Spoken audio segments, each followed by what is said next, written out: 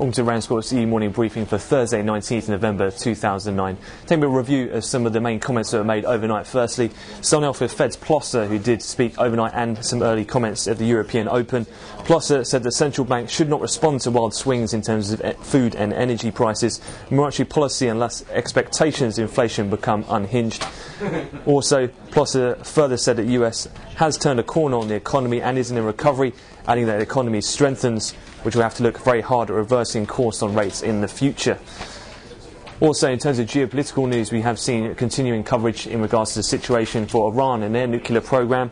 Obama said the US has begun talks with partners about consequences due to Iran's failure to respond to the latest deal that has been offered to the Middle Eastern country. In terms of the UK market, so far today it's been very much dominated by data, having seen light news flow in much of the UK press. We've seen public finances came in a lot higher than expected, and that has weighed on gilt futures on life.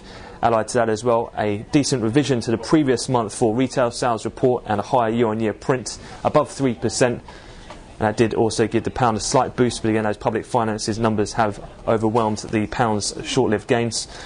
And we did see mortgage approvals, a slight increase above 60,000 now from a previous 56,000.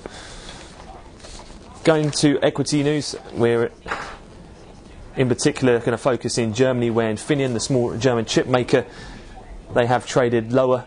They had earnings today which did miss expectations in terms of Q4 net income. That came in at 14 million against the expected 16. And they have been, or some speculation has been doing the rounds in terms of their ongoing conference call with their CEO has been rather downbeat, and their shares are trading around session lows as we speak. Elsewhere in Germany, Deutsche Post Bank, their shares have received a decent spike higher of around 2%. That's following some speculation that Deutsche Bank may be looking to buy the remaining free float shares in the bank. Other news flow coming late on the Wall Street session. According to the Telegraph, citing sources, they said that Reckitt Benckiser, the UK company, could be close to putting in a bid for Colgate Palmolive, which lifted their shares, with Reckitt also trading higher this morning in London. And looking at a more general basis for banks, credit rating agency Moody's Investor Services said that it is placed under review for possible downgrade some $450 billion of banks' hybrid and subordinated debt to account differently for the impact of government support for financial institutions and investors.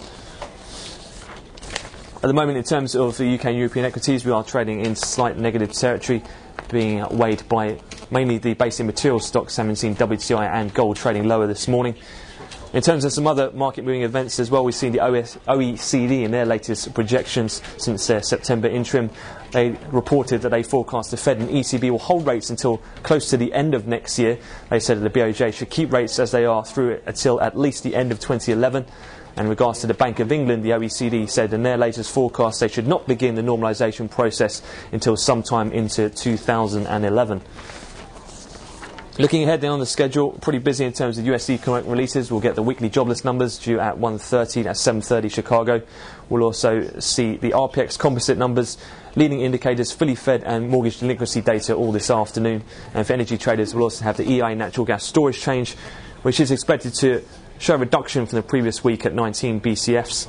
Speaker-wise, we've got Geithner, Trichet, Gonzalez-Paramo all due later in the US session, with Fed's Fisher due after market.